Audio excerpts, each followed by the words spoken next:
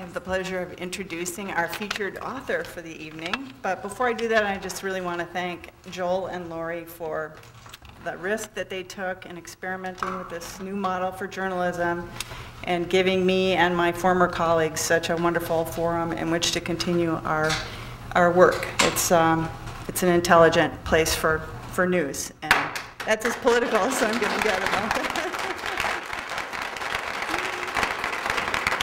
So an event like this today, and the turnout and the interest in this and the response to it really demonstrates to me over and over again how rich we are in storytellers in the state of Minnesota.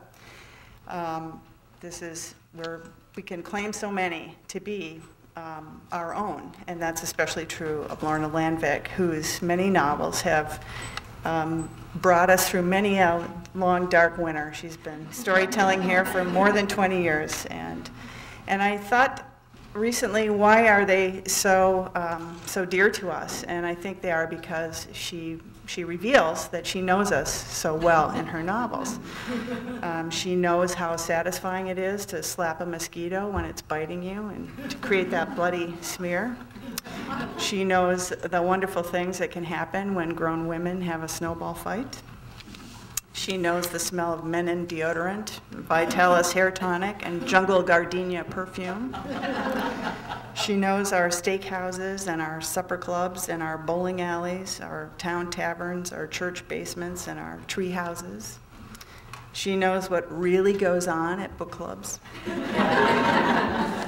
She knows what happens when you mix a little Gloria Steinem with Betty Crocker. She knows about our families and our griefs and our cancer deaths, how hard it is to keep a marriage together, how challenging it is to maintain a friendship, what a nightmare it is to go to war and equally to come back from war. She's as comfortable on the stage as she is on the page, and she has entertained audiences from improv theaters in LA to the Playboy Mansion to the Bryant Lake Bowl. It's cliche, but she makes us laugh, she makes us cry. My husband Jim Heinen said yesterday that she's living proof that wit and wisdom are not mutually exclusive. Please welcome Lorna.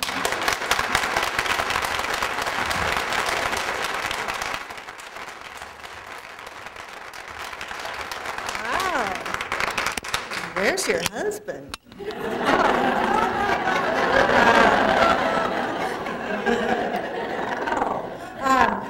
First of all, the Playboy Mansion, I always have to clarify, I had a clerical job there. There was no revealing of skin. I'm so happy to be here. I am such a reader, but I'm a slow reader. And I have been trying to boost my yearly intake by becoming a book on tape listener. So today I'm hosting an Oscar party, and I was cooking, and I thought, well, I'm going to listen to this book I'm listening to on tape, a wonderful English novel that takes you back to the 60s. It's just small listen. And I was really into it, but I thought that part of my brain can handle the listening, and I'll do my, stirring and mixing. So I made a pineapple upside down cake, and I forgot the pineapple.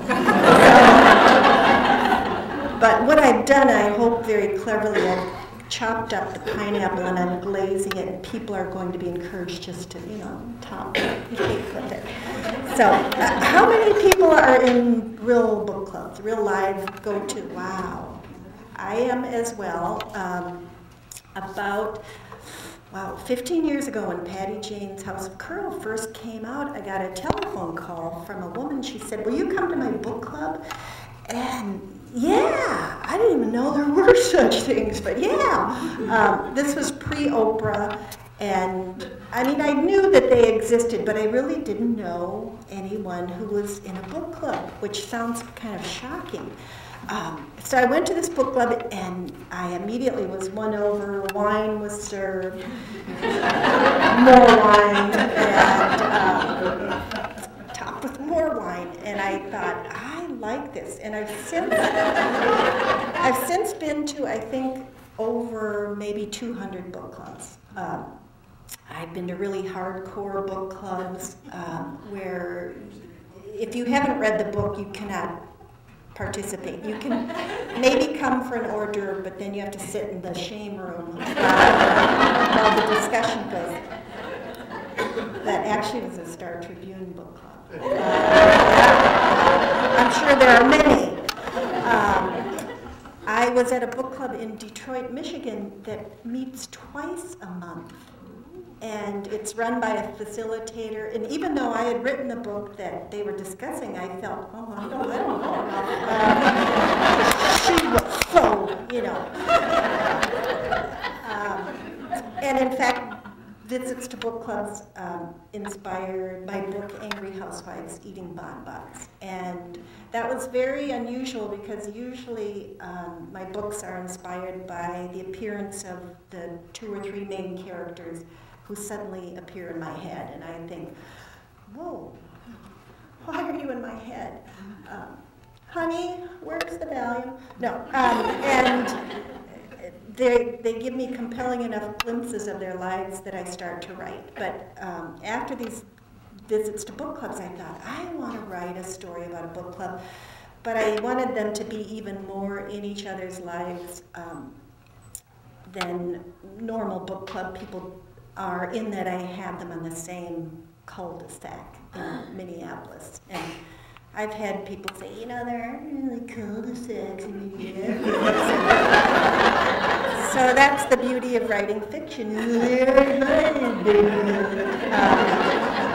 But there are kind of cul-de-sacs around the falls and Minnehaha Creek. So my Angry Housewives Eating Bonbons is in the Tangletown area.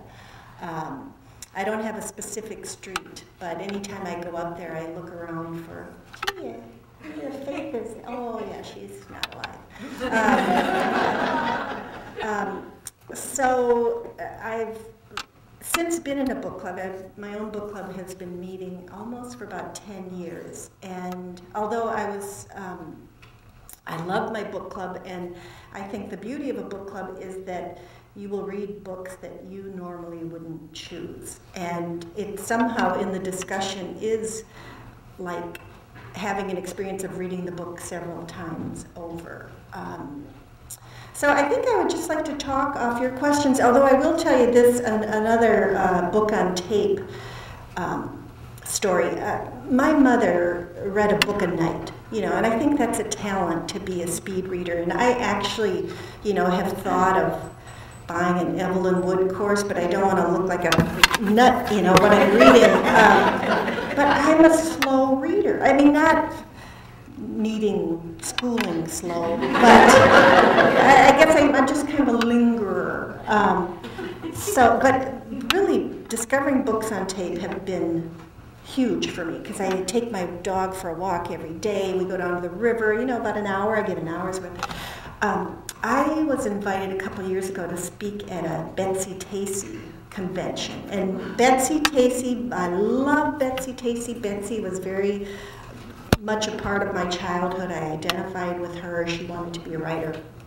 But these people are nutty. I mean, they're so into Betsy Tacy. And I was driving down there to Mankato, and I was listening to the book by Frank Delaney called Ireland. That is the title, right? It is, yes. My mind I was just thinking, how are those pineapples going to work?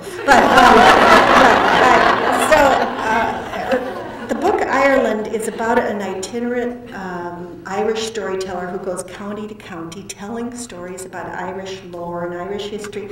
So you learn a lot about Ireland, plus listening to the book on tape, you get the benefit of hearing the actual author telling the story from the storyteller's viewpoint. So the sun was setting on the cornfields, and I was driving, and the storyteller was talking about the time he first met the poet W.B. Yeats. And he was saying, well, you know, W.B., he really believed in the magic of the green people. And he said, you don't have to be Irish to realize the magical green people exist. You just have to keep your ears and your eyes open to discover the magic of the green people. And I look up, and I just yelped, because there was the Jolly Green Giant. shoulder ditch. And I can't say that I have had that dramatic of a book on tape experience, but maybe the missing pineapple. That'll be a close third.